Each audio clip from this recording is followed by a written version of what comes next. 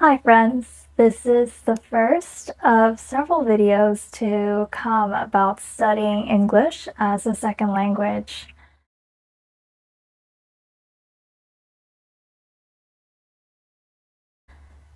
I enjoy compliments about my English. It has and always will be my favorite compliment that I'm good at English, just because of how much effort I have put into honing it.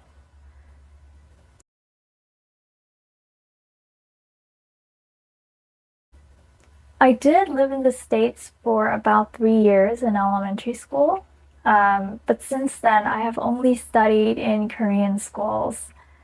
I've never studied abroad. I have no exchange student experience. I have never been on a language program, and I haven't even had many travels abroad.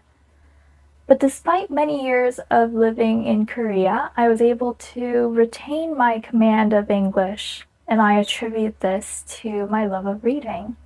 I'd like to clarify in advance that this approach may not suit everyone's language learning needs.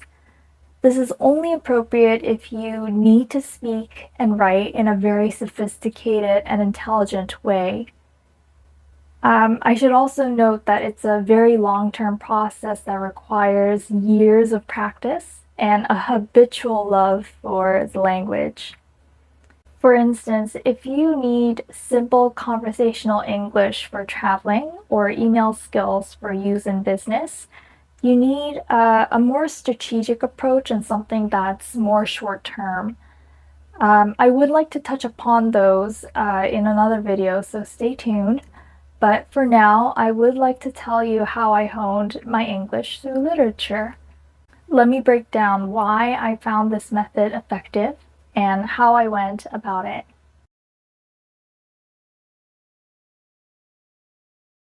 Firstly, reading books enabled me to understand both spoken and written English. Books, especially novels, contain a mix of formal narration and colloquial dialogue presenting various characters with distinct conversational styles.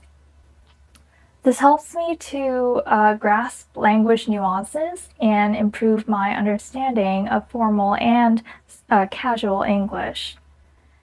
Especially if the book is fun enough, I would find myself muttering the sentences to myself while actually reading the book, so yay, speaking skills. Secondly, I encounter new vocabulary naturally through books, allowing me to understand how words are used in everyday contexts. And this also expands my language repertoire.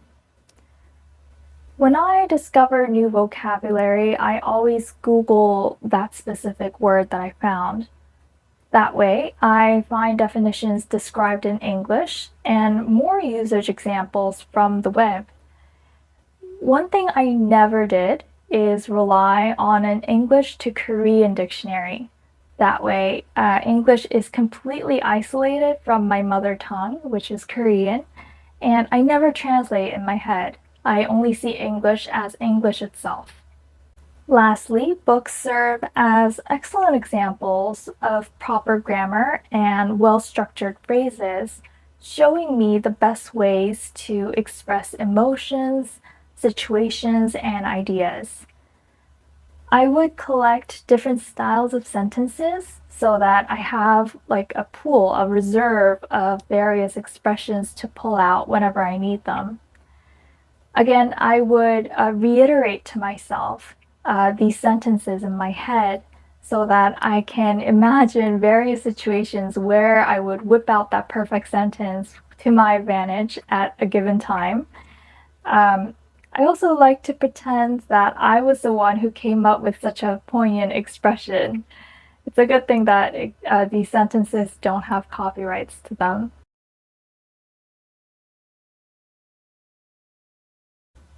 Now, let me share my approach to reading. I have a strong affinity for certain books, like the Harry Potter series, which I read over and over and over again, discovering new elements with each read. In fact, I reread these books so many times to the point where I memorized some parts by heart.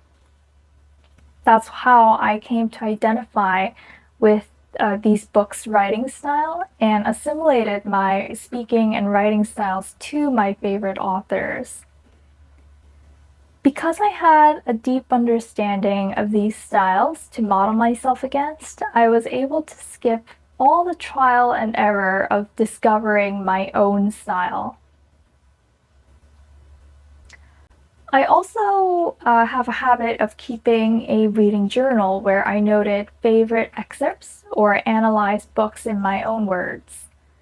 This was actually just an extension of my elementary school training because back when I was enrolling in elementary school in the US, I was given homework for book summaries or responses every single day.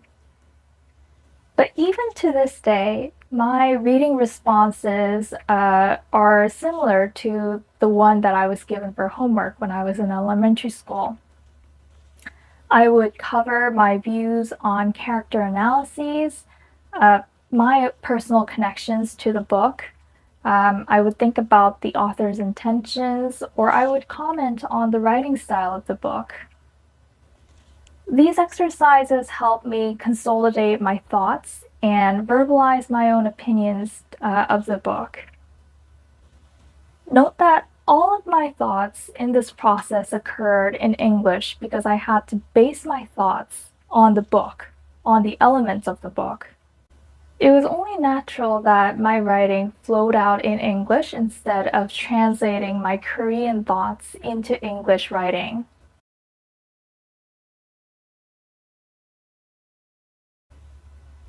To choose the right books, I followed a simple rule I learned in my US elementary school days. You have to opt for books with 5 or fewer unfamiliar words or expressions per page. I don't feel obligated to read really difficult books. For instance, I might jump from reading Guns, Germs, and Steel to Dr. Seuss, depending on how much stress I can take that day. This approach helped me keep myself engaged without overwhelming myself with overly complex texts.